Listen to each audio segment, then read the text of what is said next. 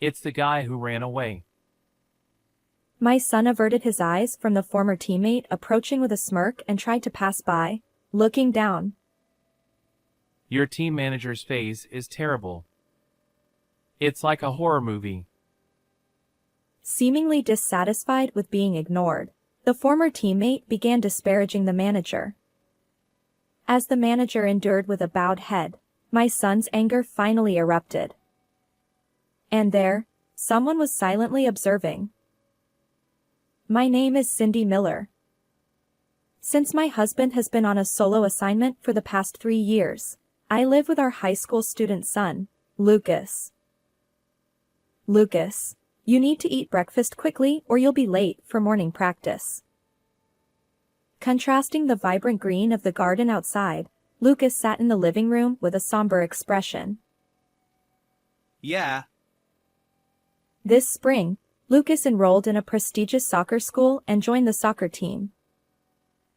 Lucas started playing soccer in 4th grade. Although he didn't stand out much in elementary school, he would chase after the ball with friends, covered in mud, practicing with great enthusiasm. In middle school, he naturally joined the soccer club. However, around his first year of middle school, my health deteriorated significantly, and Lucas started skipping club activities out of concern for me. Michael Williams, the soccer coach at Lucas's middle school, took special care of him. The entire soccer team rallied around Lucas to lift his spirits.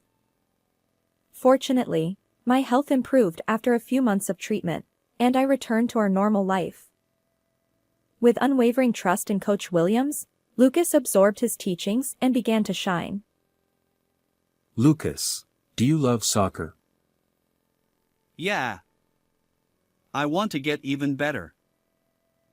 Seeing Lucas's eyes light up, Coach Williams recommended that he consider attending a prestigious soccer high school. I'll work even harder to become a professional soccer player. And so, filled with dreams and hope, Lucas decided to continue playing soccer at the renowned high school. However, despite being in an environment where he could fully enjoy his beloved sport, Lucas seemed a bit down shortly after starting high school, sighing more often than not. Lucas, is something wrong? Lucas paused while eating breakfast, then gradually began to speak. It seems that he's being ignored during club activities by the members centered around a senior named Jack Davis. Jack Davis, a skilled player who has even been featured in the newspapers.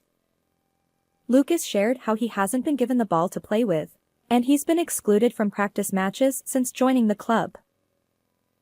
After listening to his story, I told Lucas, if you don't want to attend club activities, it's okay. I will talk to the school about it. Perhaps relieved by our conversation, Lucas regained some energy, finished his breakfast, and headed to school with his sports gear in hand.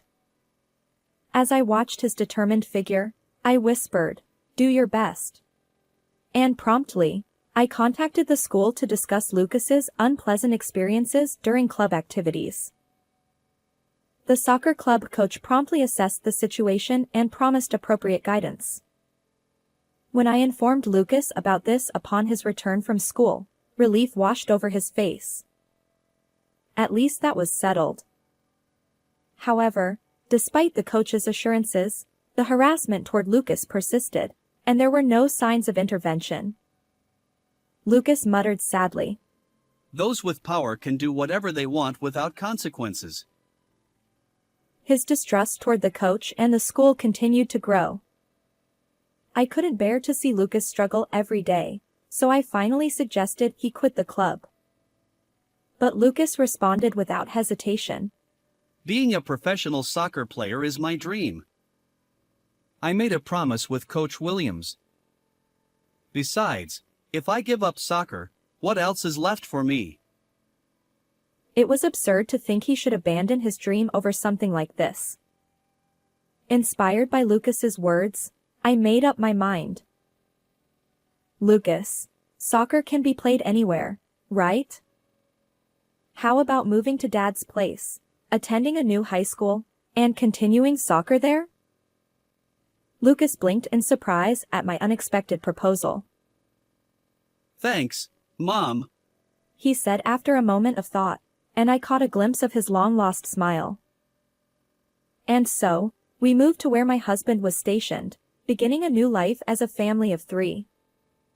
Fortunately, the atmosphere in Lucas's new high school soccer team was positive, and he started sharing stories about club activities with enthusiasm. Originally, this soccer team prioritized enjoyment over winning or losing. However, as Lucas spoke about his dreams and committed wholeheartedly to the club, other members were inspired. Now, they all gather for morning practice. As Lucas diligently followed the training routines he learned at the prestigious school, everyone improved significantly. Their eyes sparkled as they shared their goal, winning the upcoming tournament. Seeing Lucas like this, I felt truly relieved. On weekends, after club activities, the team members often visited our home. They were friendly and polite, and occasionally, a girl would join them. Despite a bruise on her face, she had an adorable smile. "Hello. Are you the manager?" It's Emma Brown, in the same class as Lucas. She introduced herself. I thanked Emma, their reliable manager, who shook her head. I'm the one who should be grateful to Lucas. When people see the bruise on my face, they usually look away. But Lucas looked straight at me from the beginning and treated me normally.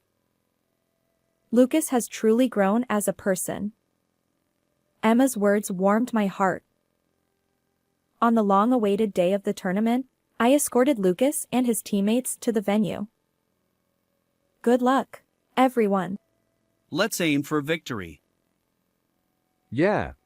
Their voices echoed through the air, undeterred by the cicadas' chorus. Lately, even after club activities, they'd come to our house for thorough strategy meetings. I hope their efforts pay off.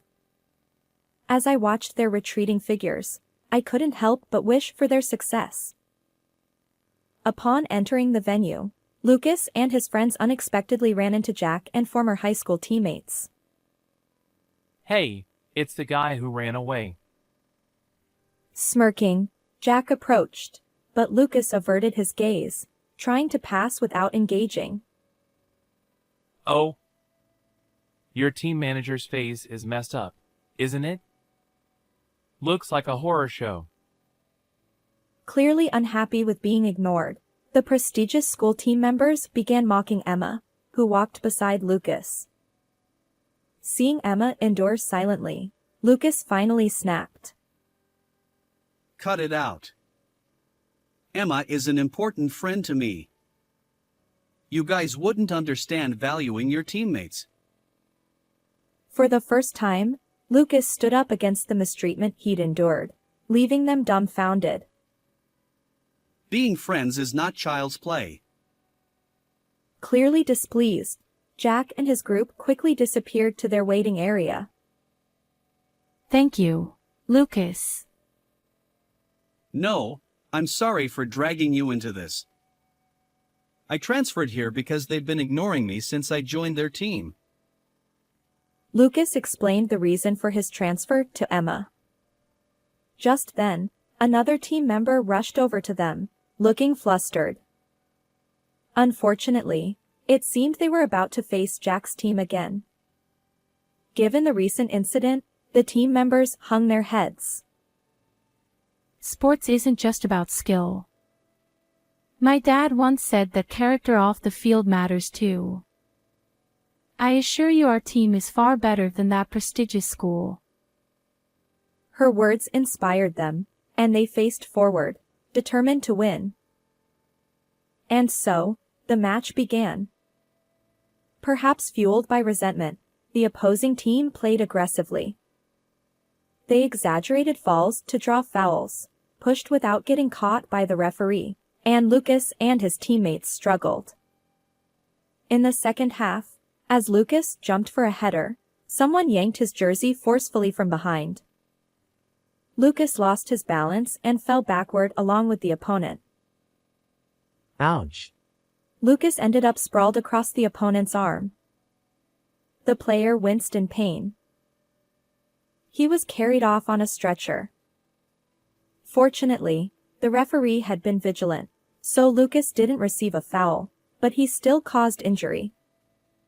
As Lucas lay there, disheartened, his teammates rushed over. Lucas, thanks to you, we've become so much stronger. Let's do our best until the end. Yeah. Encouraged by his teammates, Lucas continued to play with all his might. And so, despite the accidents, Lucas and his teammates managed to secure a victory. While they didn't win the championship, reaching the top 4 filled them with joy. That night, Lucas returned home and recounted the day's events in detail. You know, Mom, having teammates is the best. He seemed to savor the happiness of playing soccer with beloved friends. Watching him, I felt relieved that we had made the right choice with the transfer. The day after the match was a holiday, so school was closed. Lucas, still tired, spent a relaxing day at home. Then, a phone call interrupted his peace. Hello, this is Miller. Hello. I apologize for calling on your day off. The caller was none other than Lucas's high school principal. The principal wants Lucas to come to the office at 2 p.m. today. I informed him. Oh, seriously? Lucas seemed to realize what this was about, and he anxiously ran his hand through his hair. The image of the injured opponent from the match replayed in his mind. Even if it wasn't intentional, I caused an injury to a student from the prestigious school. Our club might get suspended. His worried expression accompanied him as he walked alongside me. Excuse me. We entered the principal's office. Lucas hesitated, recognizing the person from yesterday's tournament. Next to the principal stood the event organizer. Hello, I'm Emma Brown's father. Emma's dad? Lucas glanced at me, seemingly surprised by this revelation. Mr. Brown had witnessed the tension between Jack's team and Lucas's team before the opening ceremony. He also noticed the rough play by Jack's team during the match. Emma had shared Lucas's reason for transferring from the prestigious school. Soccer is a gentleman's sport. Even if they're from a renowned school, we can't condone their behavior. Mr. Brown reportedly handed down a 6-month ban to Jack's team members and coach for their actions during the match. Mr. Brown mentioned that he had heard from Emma, and thanks to Lucas joining the team, the members have been improving significantly. He was impressed by their performance in yesterday's match. With this level of talent, prestigious universities might even take notice in the future. Mr. Brown promised to support Lucas if his performance continued to excel, even securing recommendations from top universities. Grateful, Lucas expressed his thanks to Mr. Brown. Months later, Lucas's team achieved victory in the tournament. That night, Lucas received a call from Coach Williams, his mentor. Lucas hesitated, revealing that he had already left the prestigious school. Coach, I'm no longer at the renowned school. I know. You've been making headlines. Congratulations on your growth. The coach celebrated as if it were his own achievement. I've met the best friends at my current high school, just like in middle school. And Emma is there too. Ha! Hearing Emma's name from his mouth, Lucas blinked. The coach chuckled and explained. Interestingly, Mr. Brown was apparently Coach Williams' teammate from their high school soccer days. They share a close bond, and Coach Williams is familiar with Emma as well. As it turns out, Emma quickly informed him about Lucas's transfer. Coach Williams leaned in, his extensive network and insider knowledge evident. According to him, Jack and the others who ignored Lucas were childhood friends. They played on the same team since elementary school. Initially, They all planned to attend the prestigious school together and continue playing. However, when Lucas unexpectedly joined, they feared losing their starting positions. Consequently, they marginalized Lucas. Although they won't participate in tournaments for a while, they're now under a new coach, committed to training diligently and making a fresh start. Afterward, Lucas received a recommendation and gained admission to a prestigious university, where he continued playing his beloved soccer. As expected from such a renowned institution, talented players abounded. Among them were Jack and the others who had once marginalized Lucas, but now they found themselves on the same team again. Lucas, we were wrong back in high school. We were jealous of your talent. It's all good. Let's move forward as good teammates. Lucas forgave the reformed Jack and his friends. Now, he could genuinely enjoy soccer with them. Lucas's heart raced. Emma's voice echoed across the field. Okay, let's start our conditioning. Emma, Lucas's fellow manager, had also enrolled in the same university. Jack approached Emma, apologizing for their past behavior. It's fine.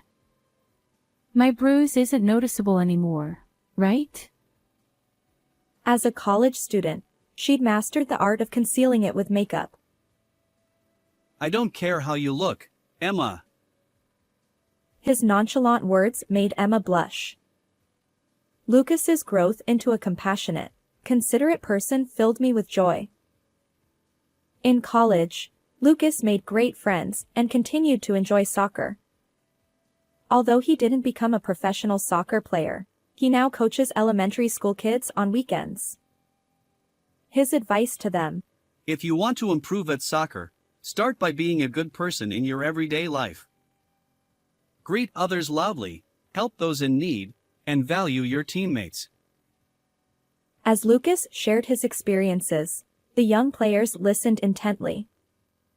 I hope these kids, like Lucas, meet great friends and grow together. Everyone, I brought sports drinks. And Emma is still by Lucas's side, taking care of him. And as for Emma and Lucas, well, they eventually got married. Despite the challenges they faced, seeing Lucas continue to play soccer made me deeply grateful. And as for you, Lucas, cherish what soccer has given you and continue to be an amazing person.